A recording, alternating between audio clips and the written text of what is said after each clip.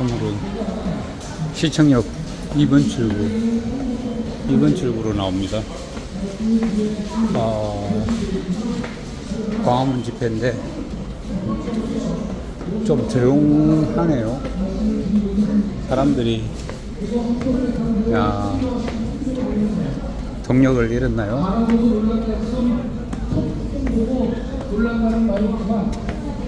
이번에 대법원에서 전원합의체에서 이재명 행정부 위반 사건을 신속하게 다루고 있는데 저는 사법부에 그래도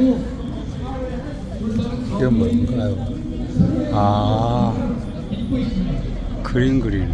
말씀하시피 이번 사건 자체가 1심에서는 유죄, 2심은 무죄였었죠. 그런데 대법원 전원합의체를 넘어갔는데 아주 심각하게 넘어갔다는 사실을 여러분이 잘 알고 계십니다.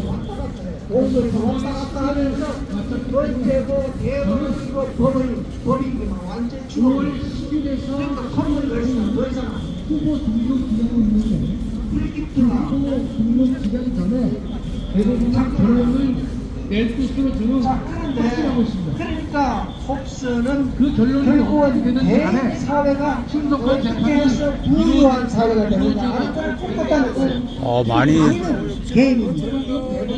그러니까 개인의 줄었네요.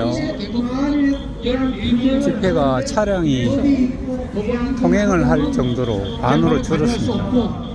중앙선거위원장을 겸하는 대법원은 재판에 관여할 수 있지만 노태하고 선거 사건이기 때문에 스스로 회피를 해서 현재 12명의 여전히 많은 사람들이 나와 있긴 한데 승리가 되고 있는 것입니다. 대한민국에서 헌재 재판관과 대법관은 법적으로는 대등한 죄를 갖고 있지만 사선을 지금 현재 보이고 있는 것입니다. 반은 첫째 뭐가 있냐면 우리 헌법 주행을 할 수 있도록 대법관 임명에는 국회 바꿨네요. 동의를 그러니까 필요로 하지만 저쪽에서는 헌법재판소 재판소는 차가 국회 동의를 요하지 않고 헌재 소장만 국회 동의를 얻도록 하고 있는 것을 보아도 대법관을 헌재 재판관보다 한 계급 위에 두고 있다는 사실을 우리가 알 수 있는 것입니다. 그래서 법조 현실에서는 가장 유능한 사람을 대법관으로 보내고 그 다음 타자를 헌재 재판관으로 보내고 있는 것입니다. 우리가 너무 속상하지만 지금의 헌재 재판관을 보면 이미선 같은 경우, 정경미, 마은혁은 지법 부장 판사밖에 경험이 없음에도 불구하고 바로 헌재 재판관으로 문재인이 끌어올렸고 김명수가 끌어올렸고 이번 민주당이 그러한 일을 했는데 대한민국의 대법관 중에는 부장 판사만 하고 대법관 된 예는 단 한 건도 없습니다. 적어도 법원장이나 고등법원 부장 판사를 하지 않고서는 대법관이 될 수 없는 것인데 우리가 대법관도 믿기 어려운 세상에 살고 있지만 저는 이번에 이재명 사건에 대해서는 의구심도 많이 있고 여러분께 말씀드리기도 어려운 상황이지만 저는 유죄로 확신하고 있는 것입니다. 그 이유는 사건이 간단합니다. 김문기를 모른다고 하는 사실, 국토부 협박에 의해서 강제로 용도를 4단계 높여주었다고 하는 그 발언이 허위사실 공표에 해당하느냐 안 하느냐의 문제인데 1심에서는 허위사실로 받고 2심에서는 허위사실이 아니라 단순한 의견 진술이라고 하는 도피처를 마련해 놨는데 하나의 예를 들어드리면 이런 판례가 있습니다. 국토부에서 동의를 해줬다고 말을 하고 청구에서 당선된 사람이 선거로 바뀌어진 이후에 국토부에서 허락을 했던 사실이 없다는 것이 밝혀졌을 때 그는 당선 유효가 된 것입니다. 찍어두면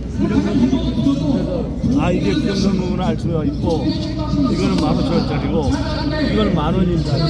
이게 35,000원인데 세트로 30,000원입니다.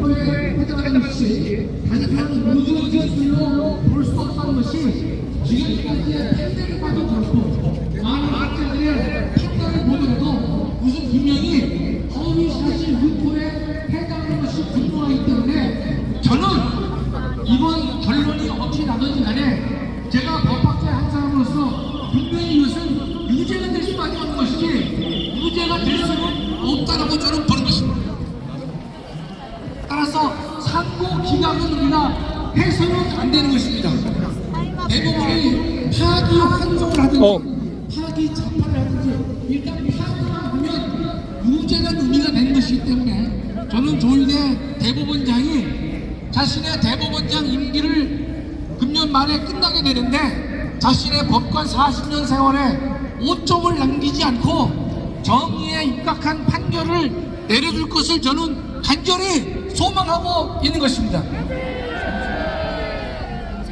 제가 며칠 전에 성경을 보면서 계시록에 나와 있는 빌라델피아 교회에 대한 말씀을 제가 다시 한번 묵상을 하게 됐는데 여러분과 함께 공유하기를 원합니다.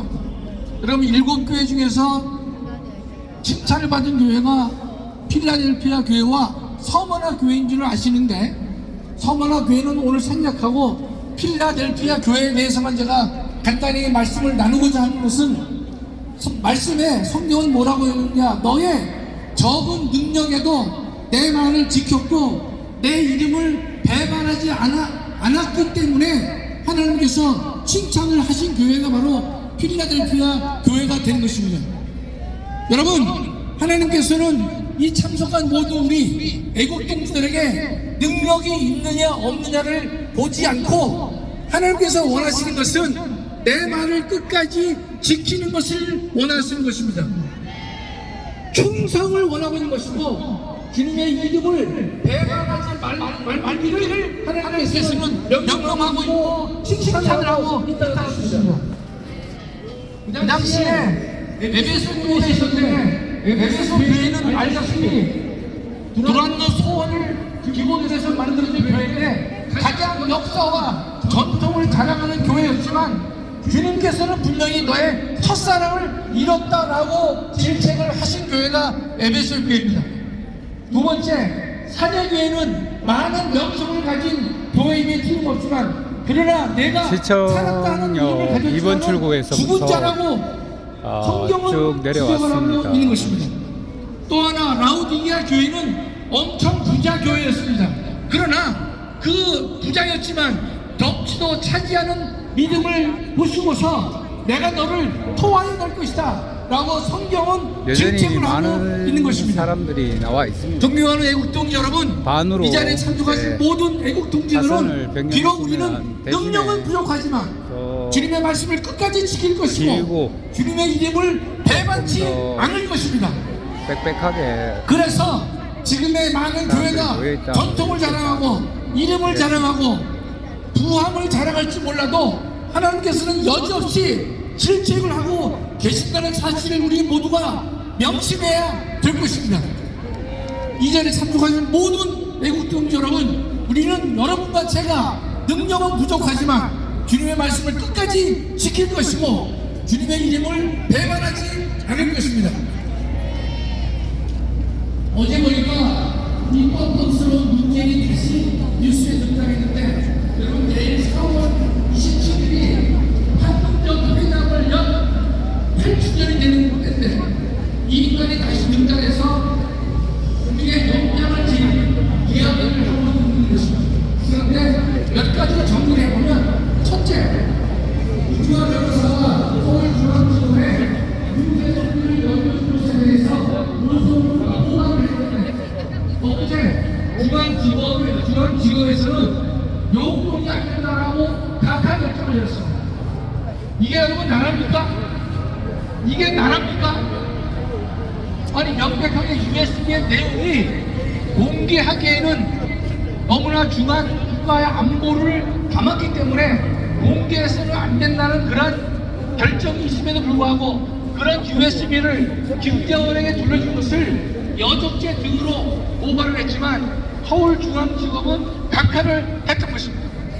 정말로 우리가 저항하지 않고서는 이 나라를 바르게 세울 수가 없는 지경에 도달한 것입니다. 또 하나 이 문제의 이름은 본인을 제3자 네 번째로 전투시범이 기소를 했는데 터무니없다고 얘기하면서 여기도 기소한 검사를 고발하겠다, 보소하겠다 이러한 반발을 서슴지 않고 있습니다. 검사가 기소했으면 잘 옳은지 그른지는 판사가 판단하는 것이지 문재인 네가 판단할 사항이 아님에도 불구하고 지금 나라가 완전히 뒤바뀌어져 있다 이런 뜻입니다. 우리 목사님께서 1천만 서명을 말씀하고 계시는데 1천만 서명의 본질은 1천만 저항에 해당하는 것입니다. 우리는 4.19만 저항으로 생각하는데 그렇지 않습니다. 원래 인류 역사에서 수많은 저항이 있었는데 여러분 잘 아는 영국의 명예혁명도 영국 사람들의 저항권으로 새로운 명예혁명이 완성된 것이고 미국의 독립전쟁이나 독립혁명도 미 국민의 목숨과 저항 때문에 완성한 것이고 프랑스의 혁명도 프랑스 국민들의 저항에 의해서 새로운 시대를 열었던 것입니다. 우리는 그것을 많이 알고 있는 것인데 4.19 의원은 우리나라에 국한된 지극히 작은 것의 하나에 불과합니다. 그러나 지금 제가 볼 때는 대한민국은 썩을 대로 썩었고 무너질 때는 무너졌고 국가 국권력을 전혀 우리가 믿을 수 없는 정말 타락의 타락과 참담한 나라로 떨어지고 말하는 것입니다. 그렇다면 우리 애국 동지 여러분들은 비록 숫자가 오늘은 조금 줄어들었지만 그러나 우리가 열심히 노력해서 이 무너진 대한민국의 헌정 질서를 다시 살려야 될 것이고 올바른 나라를 만들어낼 것이고 끝까지 순종하고 인내하고 충성한다고 했을 경우에 여기까지 단상까지 왔는데 여기가 동아일보 눈에 보이는 광화문 5번 출구입니다. 하나님께서 전광훈 목사님을 반정도는 줄은 것 같아요. 전광훈 목사님이 강조하시는 그 내용에 목숨 걸고 많이 함께 해야 될 줄 저는 믿습니다. 힘들어서 그렇다면 네? 1천만 서명은 네. 1천만 저항으로 갈 수밖에 네. 없는 것이고 지금의 대한민국은 저항 이외에는 다른 올바른 저쪽은 정의의 출구가 수단을 없답니다. 발견할 수 없는 상황이 되기 이쪽으로 때문에 이렇게 여러분 반드시 우리가 힘을 합쳐서 1천만 저항 운동을 완성해서 대한민국을 바로 세우는 길에 함께 해주시기를 간곡히 일단 감사합니다. 네. 수고하신 김학성 교수님께도 뜨거운 함성을 보내주시기 바랍니다. 김학성 교수, 저분 나라가 이 진짜 굉장히 그 연세가 이제 들었죠.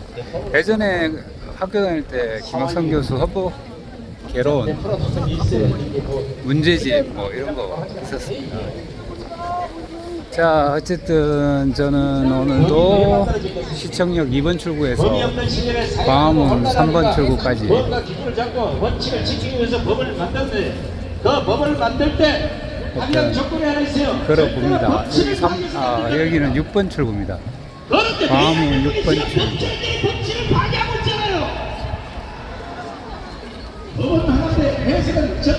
2번 시청역 2번 출구에서 광화문 6번 출구까지 걸어봤습니다.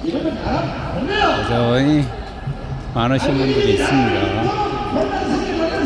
조금 규모가 줄긴 했는데 아직도 광화문은 살아 있습니다. 이상입니다.